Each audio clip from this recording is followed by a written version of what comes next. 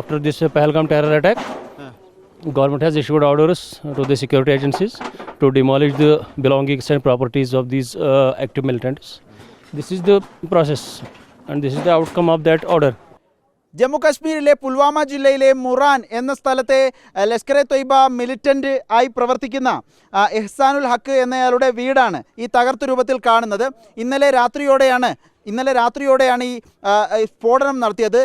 ഉഗ്ര സ്ഫോടനം, 2 ശക്തമായ സ്ഫോടനങ്ങൾ ഉണ്ടായി എന്നാണ് ഇവിടെയുള്ള പ്രദേശവാസികൾ പറയുന്നത്. വലിയ ശബ്ദമായിരുന്നു.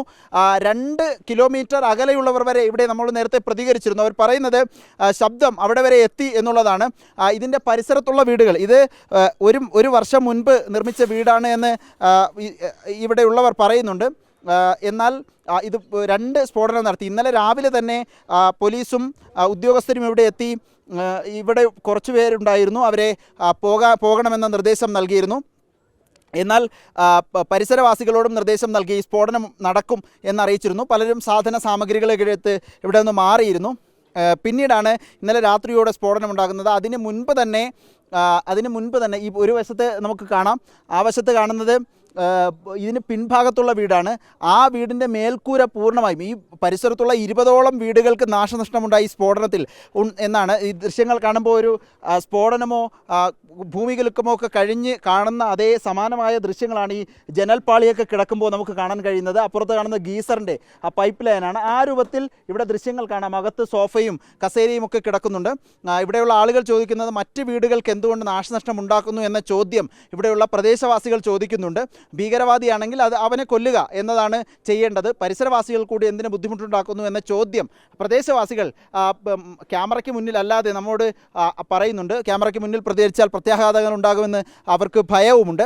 हमारे को पता नहीं, फौज आ गया तो 9, 9:30, 10, 11 बजे तो बहुत बड़ी धमाके हो गए. आवाज पता नहीं, वो भी नहीं पता, किसी ने देखा ही नहीं. कब पता नहीं, कल यहाँ फोर्स आया था, पता नहीं फिर क्या हो गया. फोर्स क्या कहा? फोर्स ने, मैं घर में था, मैं उधर लगभग 2 किलोमीटर पीछे रहता था. फोर्स आया था, हम भाग गए, घर में छुप गए. ये अहसान को आपको पता नहीं? नहीं, पता नहीं. आपका घर है साहब? नहीं, मेरा घर नहीं. मुझे पता नहीं, मैं नानी हल में होता हूँ. मुझे पता नहीं कितने साल हुए उसको, मुझे पता नहीं है कितने साल हुए उसको. पूरा धमाका बस. ഓ യാർ ക്യാ ഫായദ ആനെ വീഡിയോ ബനാനെ കെ ലിയേ. ഏതായാലും ഇന്നലെ രാത്രിയാണ് ഇതുണ്ടാകുന്നത്.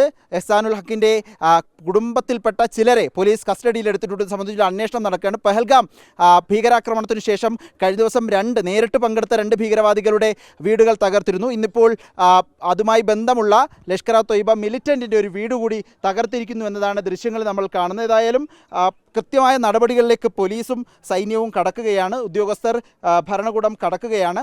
അത് ഇനിയും വരുന്ന ദിവസങ്ങളിലും ഉണ്ടാകുമെന്നതാണ് നിലവിൽ അറിയിക്കുന്നത്. കശ്മീരിലെ മുറാനിൽ നിന്നും വീഡിയോ ജേർണലിസ്റ്റ് മനു ബാലകൃഷ്ണനൊപ്പം reporter Adil Palode, in reporter Kashmir.